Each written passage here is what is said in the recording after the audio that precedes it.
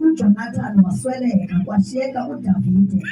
Then now uDavide uzokhumbula ngexesha lobukumkani bakhe into yobana kunendoda egama linguJonathan endike ndahlangana nayo apha endleleni. Ekuhlanganeni kwam nayo kunesibhambathiso noba kunesivumelwano esasenza nayo. Lithi iBhayibhile ke, now ukhumbula ke uDavide indlu kaJonathan noba indlu kaSawule bathe ikhumbula ngoJonathan.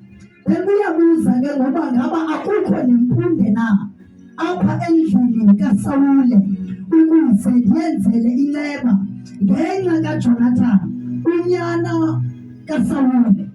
Ithi iBhayibhile kuvela indoda egama linguZibha. Xa ethetha uZibha uthi ukhona okhona oselodepha endlini kaMakire, but noba ekhona uselodepha ngophuke noba ufe amazantsi akakwazi ukumuva. But istatement kaDavide sithi akukho noyedwa na osendlini kaSawule ukuze ndimenzele inceba ngenxa kaJonathan. Akubuzwanga into yobana uba ukhona yintoni ingxaki yakhe, but ophendulayo umenshina kunye nengxaki yakhe. Haleluya.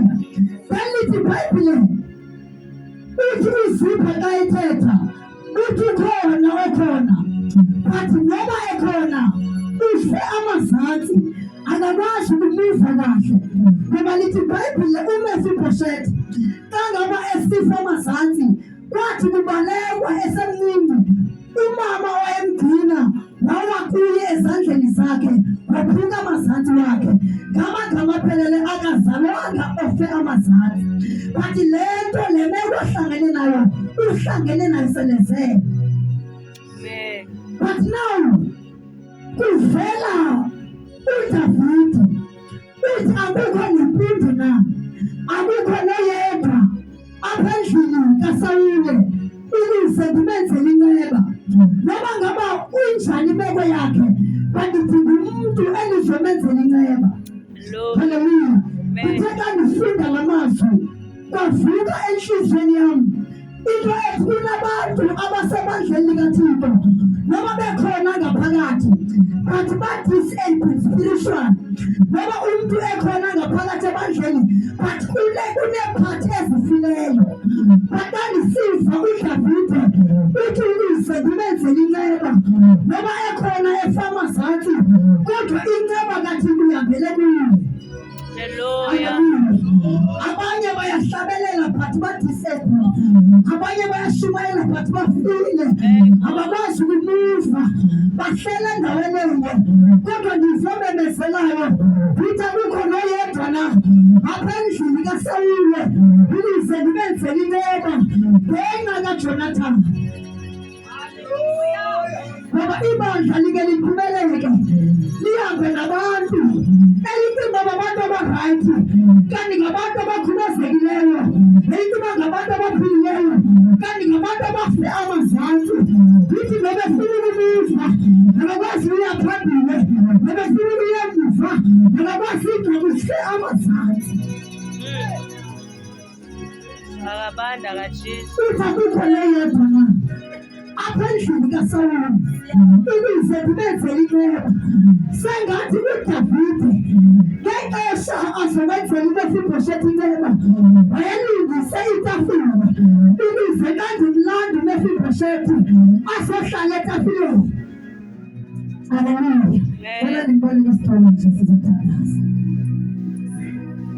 Sengathi xa elanda uMefibhoshethi kwakunendawo ayilungiseleyo ukuze noba efika eLodepha asuka azohlala khona.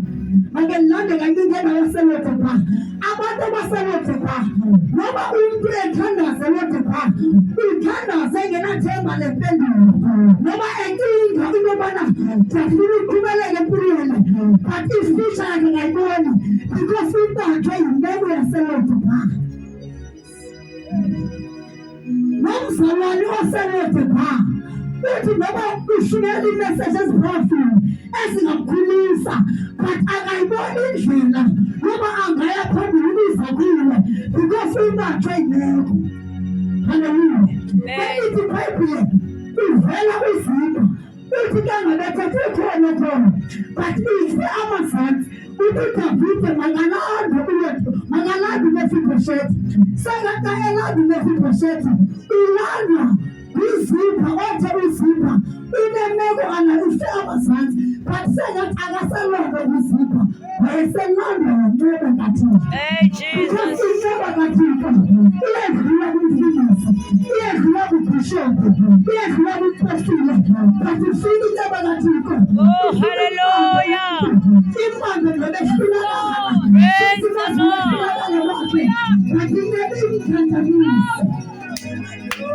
Hey, Jesus. Uthi makalanda sengathi ngiyambona uMefibhoshethi noma esiya etafuleni uya ehamba esiliwa but ingeke imbambile noma esiya etafuleni uya ehamba ehlulakala but ingeke ithi masihambe etafuleni apho siya khona noma seyidlula ehlulakala but ibanjwe inema sengathi ndingabebezela noma kufika ehlulakala kithi inesenza sibe hayi ngomandla wethu kodwa inema kaThixo isibaphile sikhona izinto esibethayo njengabantu bonke kodwa inema kaThixo sibanjwe yiyo noma kufika ehlulakala wenyama kodwa inema sibanjwe yiyo.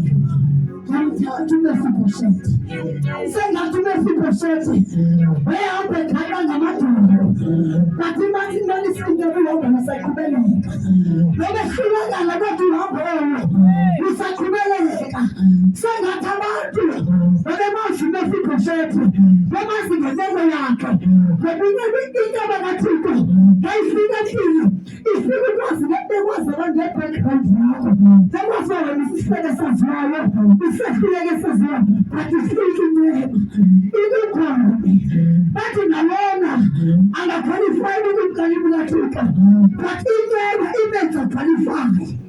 Hallelujah. Yabona incwebe ifika empini ibandla limrejecta limenza angaqualify ukungena kuyo but incwebe ibenza qualify. Ike yaqqualifyisa uSawule obizwa ngoba nguPawulos eseligcitse saziwa but ayifika incwebe yamenza ngumpostile ngoba ayifika incwebe kaThixo ithatha izigebenga izenza abashumayeli ithatha iprostitute izenza i-worshippers ayifika incwebe kaThixo. Njengoba sibili asibishanga ngamavesi esinayo asibishanga zintshumayelo esinazo asibishanga ngishabelelo kanti sibanjwe incwebe kaThixo. Oh, hallelujah. Hey, Jesus. Sibanjwe incwebe yambamba uMefibhoshethi sengathi ngexesha ayetafuleni wayehamba emane ethetha noZipha uthi Zipha into efana nam ingahlala etafuleni ngokumkani Hey, God. but ngoba kwiZipha kungena incwebe uthi wena uyafuneka etafuleni noma wena uhlulakala but uyafuneka ngokumkani nebathandikazi siyafuneka ekhaya ngoba incwebe isilindisele ungcweleni bukaThixo. Hey, Ngamthatha incwebe wafika wahlala etafuleni siyathandaza kayahlala etafuleni sengathi etafuleni kwakukhona ilaphu elalikhona bathi abantu bebabebona ehlala etafuleni but bengakuboni ukwehlulakala kwakhe bengayiboni imeko yakhe but kuvele incwebe nabebethetha ngayo izolo bathi siyakwazi uMefibhoshethi ngoba kathenga kwazi ukuhamba ngoba kakwazi ukuhamba yena but ufihlwe incwebe kunezinto esehlulakala zizo but incwebe kaThixo iyesenza ngathi sinamandla incwebe kaThixo iyesenza ngathi silumkile iyesenza ngathi sihlakaniphile